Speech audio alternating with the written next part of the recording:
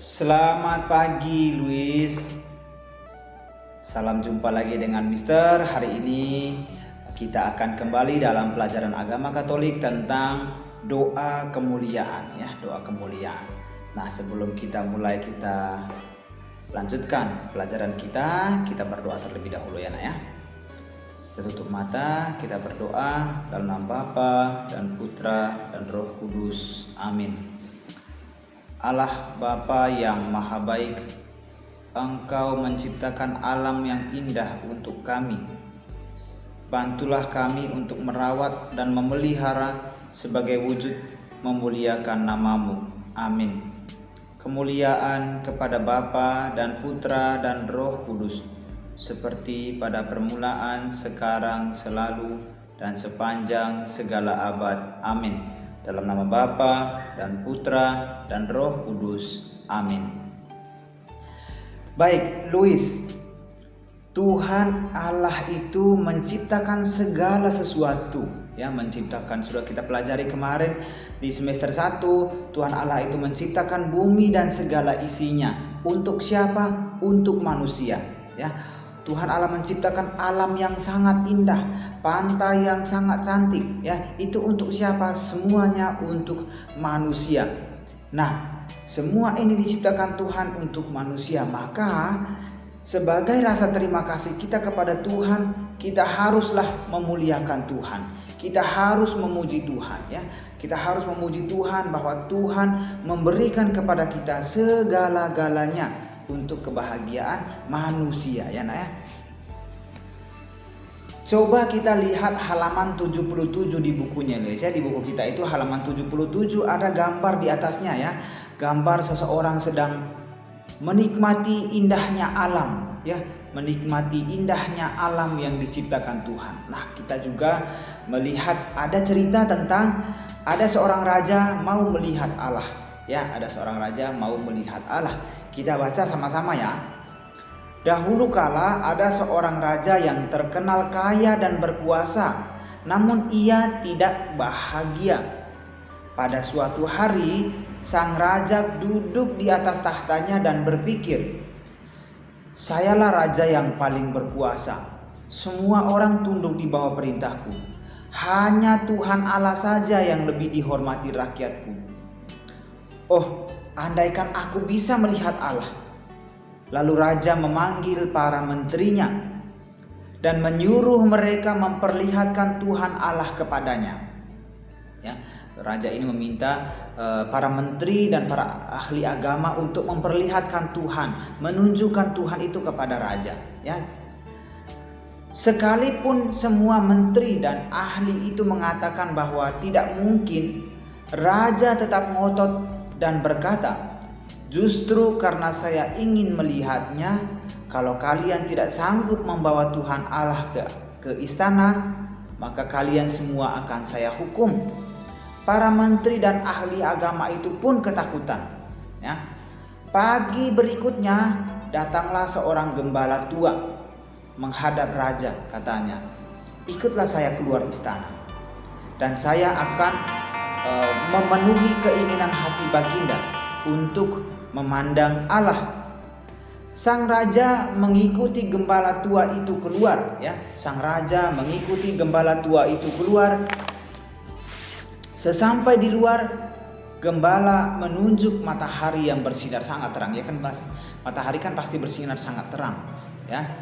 Dan mengajak sang raja untuk melihat matahari itu, ya.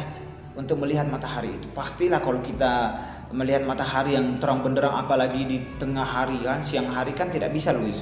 Mata kita pasti sakit. Nah, begitu juga yang dialami oleh sang raja ini, yang raja yang sombong tadi, ya. Dia mengatakan, "Mustahil, mustahil. Nanti saya buta," katanya. Dengan tersenyum, gembala tua itu menyahut, berkata kepada raja, "Kalau matahari saja tidak bisa raja lihat, tidak bisa Baginda lihat, bagaimana Baginda tahan memandang Tuhan?" Ya, bagaimana raja memandang Tuhan? Matahari saja itu ciptaan Tuhan loh, tapi raja tidak bisa melihat, apalagi raja mau melihat Tuhan. Ya, Itu dia cerita tentang raja yang mau melihat Allah. Dia sangat sombong. Dia maunya dia sendiri yang dihormati. Dia tidak mau menyembah Tuhan. Padahal dia sudah sangat menikmati, ya, dia sudah hidup di dunia, di rumah yang indah. Itu semua juga pemberian Tuhan kepadanya. Nah, kita itu ada rumah diberikan Tuhan, orang tua diberikan Tuhan, alam yang indah, makanan yang sehat, yang lezat diberikan oleh Tuhan kepada kita. Maka sebagai orang yang percaya, yang disebut adalah anak-anaknya Tuhan, ya Louis ya, Mister anaknya Tuhan, Louis anaknya Tuhan, kedua orang tua kita, orang-orang yang kita cintai adalah anak-anaknya Tuhan, maka kita harus memuliakan Tuhan. Kita menghormati, menyembah Tuhan. Nah, berikut ini ada cerita, ya, ada cerita tentang bagaimana Tuhan Yesus berubah rupa, ya, berubah rupa. Muka Tuhan Yesus menjadi sangat bercahaya, sangat terang, ya, sangat terang.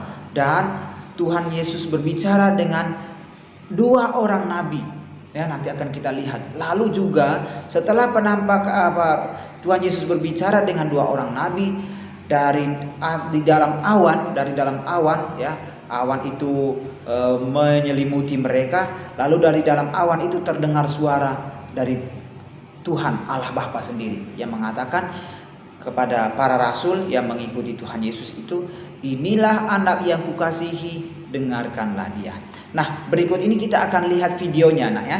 Berikut ini akan kita lihat videonya. Mister berharap kita lihat sama-sama supaya bisa memahami ceritanya. Oke, Louis, selamat menonton.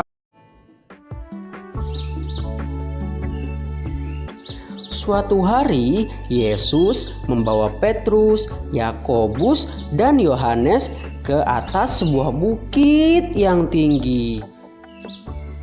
Mereka naik, dan terus naik ke puncak bukit yang tinggi itu. Dan di sana, di atas puncak bukit yang tinggi itu, mereka berdoa. Pada waktu Yesus berdoa, wajahnya mulai bersinar. Mukanya menjadi terang seperti matahari. Petrus, Yakobus, dan Yohanes melihat wajah Yesus bersinar. Pakaiannya pun mulai bersinar pula. Pakaiannya menjadi putih seperti salju yang mengkilat. Cahaya kemuliaan dari surga yang membuat wajah dan pakaian Yesus bersinar. Petrus, Yakobus, dan Yohanes hampir-hampir tidak sanggup memandang cahaya kemuliaan yang menyilaukan itu. Lalu mereka melihat dua orang lagi di atas bukit. Kedua orang itu bersama Yesus. Mereka berbicara dengan Yesus. Cahaya kemuliaan dari surga juga menyinari mereka. Kedua orang itu ialah Musa dan Elia. Dahulu Allah mengangkat Musa dan Elia ke surga. Petrus berkata, "Ya Tuhan, perkenankanlah kami mendirikan 3 buah kemah. 1 untukmu, 1 untuk Musa, dan 1 untuk Elia." Tetapi pada saat itu juga awan yang menyilaukan turun ke atas bukit. Awan turun ke atas kepala mereka dan menyelubungi mereka semua. Sebuah suara terdengar dari awan itu. Itulah suara Allah. Kata suara itu, "Inilah anakku yang kukasihi. Dengarkanlah dia." Petrus, Yakobus, dan Yohanes ketakutan di bawah awan. Dan mereka takut ketika mereka mendengarkan suara Allah. Mereka rubuh. Mereka menyembunyikan wajah mereka dengan tangan mereka. Setelah beberapa saat, Yesus datang menjamah Petrus, Yakobus, dan Yohanes. Kata Yesus, janganlah takut." Petrus, Yakobus, dan Yohanes mengangkat kepala, dan mereka melihat Yesus. Ia sendirian. Musa dan Elia sudah pergi. Sinar kemuliaan dari surga sudah lenyap.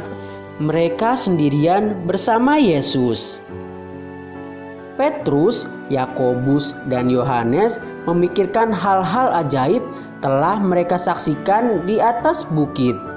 Mereka telah melihat Musa dan Elia, dan mereka telah mendengarkan suara Allah. Nah, Luis, kita sudah menonton tadi kan cerita tentang bagaimana Tuhan Yesus berubah rupa di atas gunung ya. Itu namanya Gunung Tabor ya. Bagaimana kita sudah menonton tadi kan, pasti indah kan, bagaimana Tuhan Yesus berubah rupa. Nah, kita bisa memuliakan Tuhan itu dengan cara berdoa. Ya. Kita bisa memuliakan Tuhan itu dengan cara berdoa. Salah satu doa yang sering kita doakan untuk memuliakan Tuhan itu adalah doa kemuliaan. Kita coba doa sama-sama ya. Kita tutup mata, kita doa bersama. Dalam nama Bapa dan Putra dan Roh Kudus. Amin.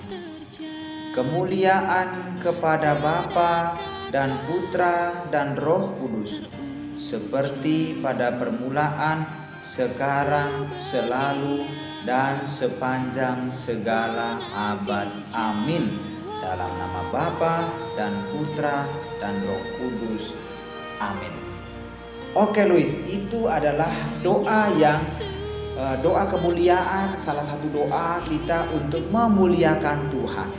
Nah, kalau Luis belum hafal ya, kalau Luis belum menghafal doa kemuliaan, Mister berharap setelah pelajaran ini Luis latih sendiri di rumah supaya bisa dihafal doa kemuliaannya.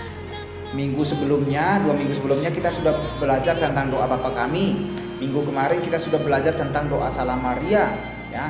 Nah, minggu ini kita belajar tentang doa kemuliaan. Nah, ini adalah doa-doa pokok, doa-doa harian dalam gereja. Nah, Mister harapkan Luis bisa menghafal doa kemuliaan ini supaya Luis bisa menjadi anak Tuhan yang baik. Oh, Mister, kalau misalnya Mister minta Luis berdoa kemuliaan, Luis hafal. Ya, seperti itu. Nah, setelah kita berdoa doa kemuliaan tadi, Mister minta Luis untuk menuliskan doa kemuliaan di kolom yang disediakan di buku kita itu halaman 81.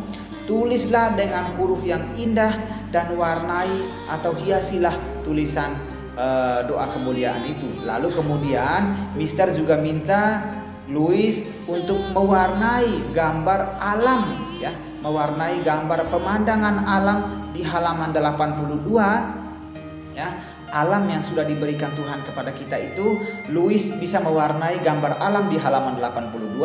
Dan juga tugas yang terakhir adalah Luis menuliskan atau mengerjakan evaluasi di halaman 83. Nah, itu saja tugasnya hari ini dan juga penjelasan dari Mister tentang doa kemuliaan. Oke, demikian saja tugasnya hari ini. Mister berharap Luis bisa memahami penjelasan dari Mister ya.